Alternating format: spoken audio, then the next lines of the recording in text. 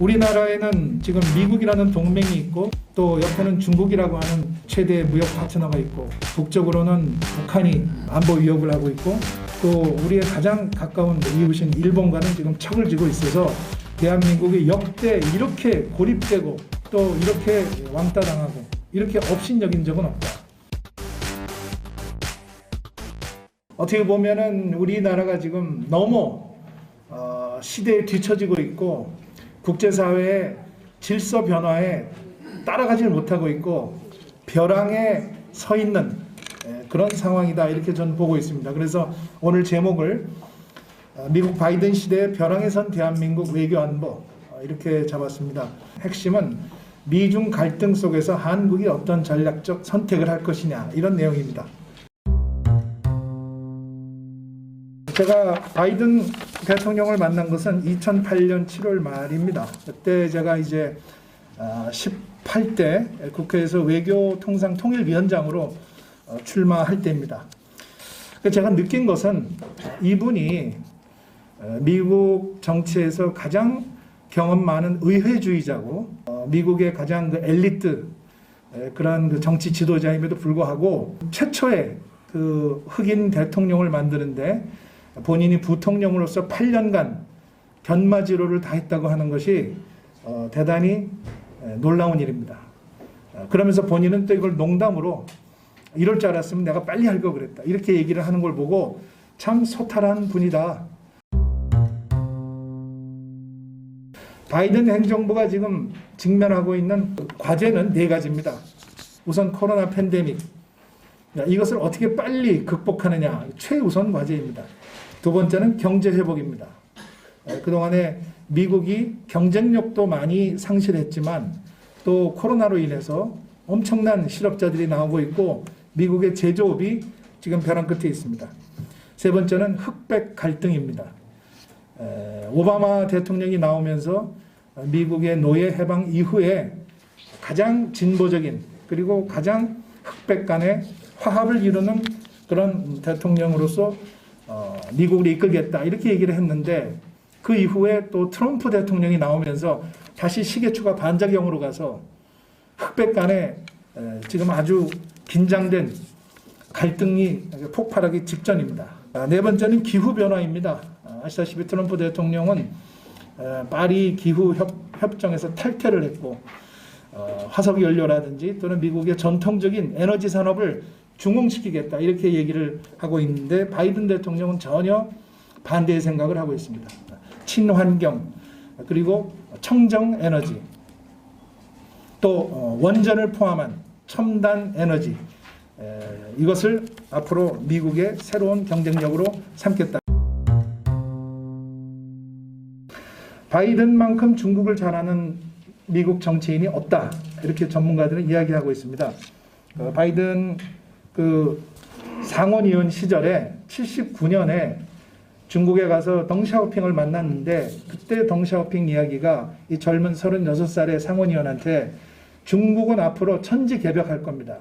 그러니까 미국 같은 나라와 우리가 손을 잡고 미중 협력 파트너십을 하고 싶다 이렇게 얘기를 했습니다. 그때 바이든 상원의원이 아주 크게 인상을 받고 감동을 했다고 합니다.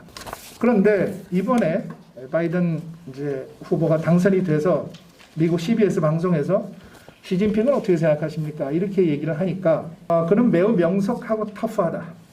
그런데 뼛속에 민주주의의 민자도 없는 사람이다. 그 다음에 우리는 충돌할 필요가 없다. 그러나 극도의 경쟁은 있을 것이다. 그 다음에 가장 중요한 것이 우리는 중국을 상대하는 데 있어서 국제 규범에 초점을 맞출 것이다. 인터내셔널 룰을 지키는 중국이 되기를 바란다. 이번에 바이든 대통령이 미국의 무역대표부의 대표를 대만 출신 통상 전문가를 지명했습니다. 처음입니다. 여성이 한 것도 처음이고 대만 출신의 미국인이 한 것도 처음입니다. 이것은 결국 뭐냐면 대만이라고 하는 그 미국의 그 말하자면 동맹이죠. 을 통해서 중국을 견제하겠다는 그런 메시지다. 이렇게 중국은 보고 있습니다. 트럼프에서 바이든으로 미국의 정권이 교체됐지만 미국과 중국 사이에 존재하는 통상과 경제와 무역과 기술 패권에 관한 갈등과 충돌은 그대로 가고 있다고 하는 것입니다. 다만 스타일이 다를 뿐입니다.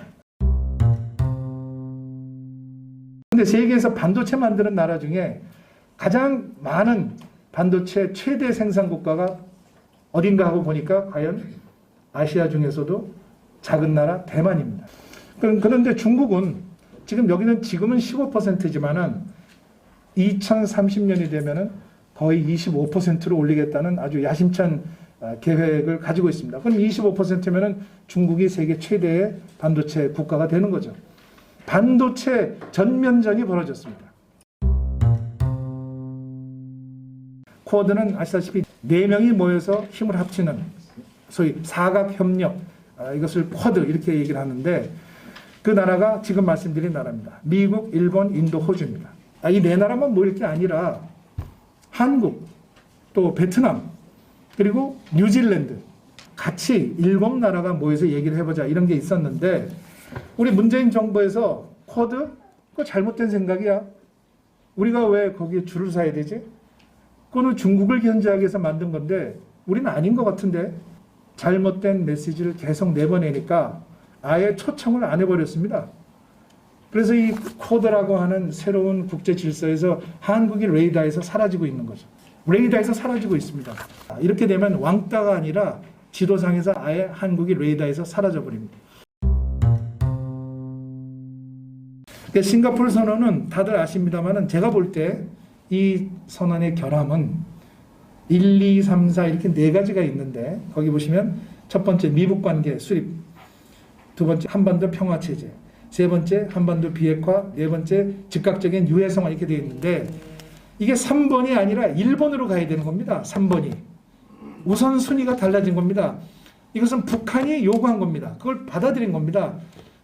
치명적인 결함입니다.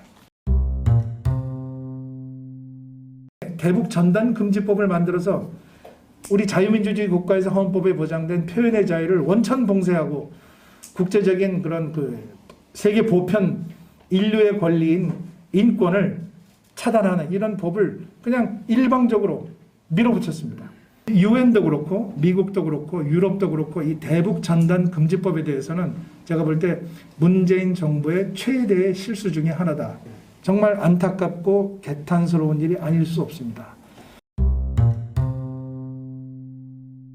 한미동맹 정상화는 소통과 전략 대화를 해야 되고 2+2 외교 국방장관이 4명이 참석하는 2+2 이 문재인 정부에서 한 번도 안 했습니다. 그 다음에 중국과 전략 소통해야 됩니다. 미국과 동맹으로 잘 지내면서 중국과의 관계에서 오는 우리의 데미지를 최소화하기 위해서는 중국의 지도층과 소통을 해야 됩니다.